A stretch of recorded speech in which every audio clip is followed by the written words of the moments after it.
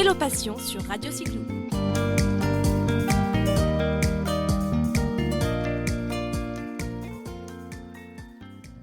Bonjour, bienvenue dans cette nouvelle émission dans laquelle je reçois aujourd'hui Joris Bretagnol, président de l'association Urban Rural Ride. Bonjour Joris.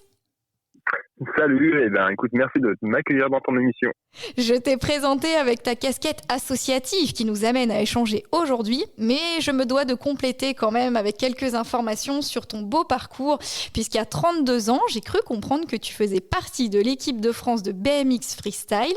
Tu es aussi compétiteur en BMX Freestyle Flat, et côté palmarès, vraiment toutes nos félicitations, puisque tu es pro rider depuis 15 ans et que tu fais partie du top 20 mondial. Est-ce que j'ai tout bien précisé? J'ai rien oublié?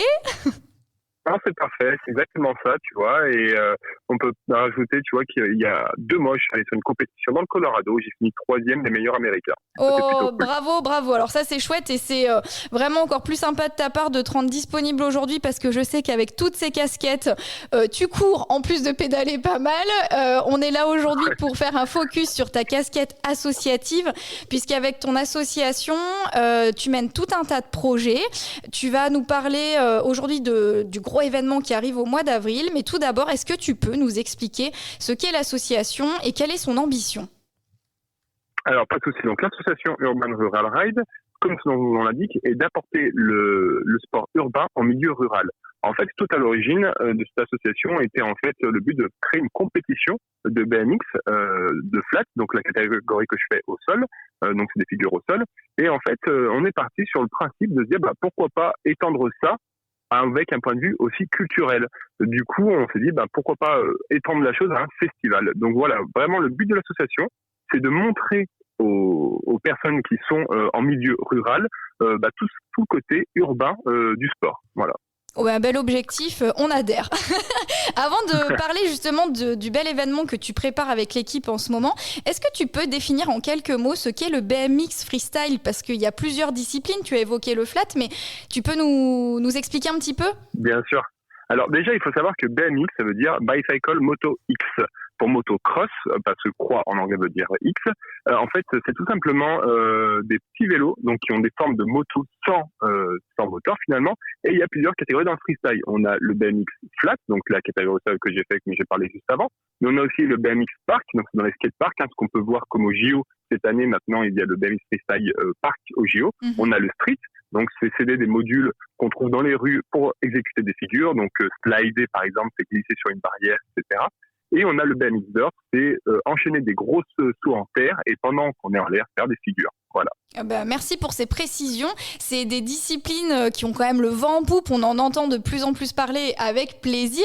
Et justement, pour contribuer un petit peu à cette notoriété, vous organisez avec l'association les 16 et 17 avril prochains en Saône-et-Loire un bel événement, le BMX Contest. C'est un bel événement sportif à dimension internationale à l'aéroport de Saint-Yan qui va réunir l'élite mondiale quand même. Donc, dis-nous en plus. Alors en effet, de ce projet, j'ai la chance du coup, grâce aux compétitions, d'avoir un beau réseau contact sur les meilleurs riders mondiaux. Et voilà, on a parlé de l'événement. Le but, c'est de créer quelque chose de familial, mais de montrer le sport et quel est le meilleur moyen de faire venir des personnes qui sont, on va dire, plutôt calées dans le domaine. C'est un échange. On montre le territoire aux personnes qui viennent aussi. En fait, ce n'est pas que l'échange ne se fait pas que dans un sens. Ce n'est pas seulement on montre le sport urbain au territoire, mais on montre aussi le territoire à travers le monde. En fait, c'est aussi le but visé. Du coup, c'est pour ça qu'on a du monde qui vient de partout et qu'on a pas seulement des sportifs de haut niveau, mais aussi des personnes très influentes sur les réseaux sociaux, parce qu'aujourd'hui, on le sait, les réseaux sociaux, c'est extrêmement important. Exactement. Donc finalement, tu réunis tout un plateau d'acteurs, d'experts, le 16 et 17 avril en Saône-et-Loire. Alors pourquoi le choix de l'aéroport de Saint-Yan? Alors ça, c'est plutôt grâce à Marion Godet qui fait partie de l'association aussi, qui est secrétaire de l'association. En fait, Marion connaît le directeur de l'aéroport et en fait, on voulait un endroit atypique et pour faire venir du monde justement. Et on s'est dit quel est le meilleur moyen que dans un aéroport, dans le hangar d'un aéroport, c'est atypique, c'est urbain, pourquoi pas. Et on a eu la chance d'avoir le directeur de l'aéroport qui nous prête gentiment le hangar pour faire la compétition. Donc c'est vraiment là-dessus, on en a parlé directement à tous les étrangers Et rien qu'avec le spot, déjà, ça motivait les gens à venir sur place. Ah super, et puis c'est bien que les acteurs locaux comme ça vous soutiennent dans la dynamique. Qu'est-ce qu'on va trouver pendant ces 2 jours d'événements ?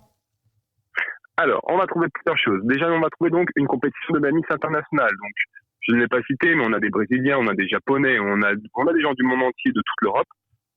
Aussi, on a donc un point culturel avec le musée du skateboard qui va venir exposer des planches de skate et raconter l'histoire du skateboard.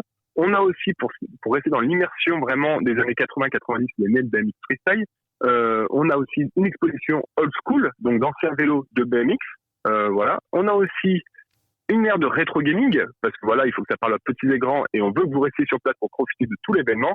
Et du coup, avec voilà, vraiment une exposition rétro gaming avec des anciennes bandes d'arcade, des flippers, des consoles old generation, etc., etc. On a aussi une démo de parc, puisque le but c'est de faire évoluer notre événement à la dimension d'autres sports comme le roller, le skate, le BMX parc. Et du coup, on a quelqu'un qui vient avec des modules et va nous faire une démonstration de parc. Autrement, on peut aussi tout simplement on a des initiations, on peut tout simplement essayer le BMX à travers 2 disciplines, le BMX flat et une discipline moins freestyle, mais qui est quand même liée à l'urbain, puisque c'est le BMX race, c'est la course en vélo, si tu veux. Et tout simplement, on aura des modules et n'importe quel âge pourra essayer des vélos, pourrait apprendre à prendre des bosses. Donc voilà. Finalement, 2 journées bien remplies qui s'adressent à toutes les générations. Exactement, c'est vraiment pour toutes les générations. On a aussi bien sûr un village des stands avec beaucoup de marques et bien sûr on a de quoi se restaurer et se désaltérer sur l'événement. Super, alors c'est un très beau programme, très riche, très dense. Où est-ce qu'on peut retrouver en prenant le temps toutes ces informations ? Peut-être sur le web ? Alors en effet, on est très présent sur les réseaux sociaux. Donc il faut taper Urban Rural Ride et on aura toutes les informations là-dessus. Autre chose que j'ai pas dit, puisque c'est tout nouveau, c'est vient de se rajouter, on a une compétition européenne de skateboard freestyle aussi qui sera présent sur place. Et ça, c'est plutôt super sympa. Encore un bonus à la clé pendant ces 2 jours. Super. Donc, on l'a bien compris. On se connecte. Alors, je sais qu'il y a une page Instagram, Facebook, LinkedIn. Exactement. Pour l'association Urban Rural Ride. Alors, je vous passe l'accent, mais en tout cas, l'idée est là. Vous avez le descriptif, les infos au fur et à mesure des jours. Et on rappelle les dates. Rendez-vous le 16 et le 17 avril à l'aéroport de Saint-Tian, en Saône-et-Loire. Merci beaucoup, Joris. Et on se retrouve mi-avril sur place. Eh ben, pas de souci. Et n'oubliez pas, tout est entièrement gratuit. C'est super important de le préciser. La moindre chose est gratuite sur l'événement. Eh ben, super. Bravo à toute l'association pour cette dynamique et ces propositions. À bientôt. Et merci à toi pour l'interview. À bientôt.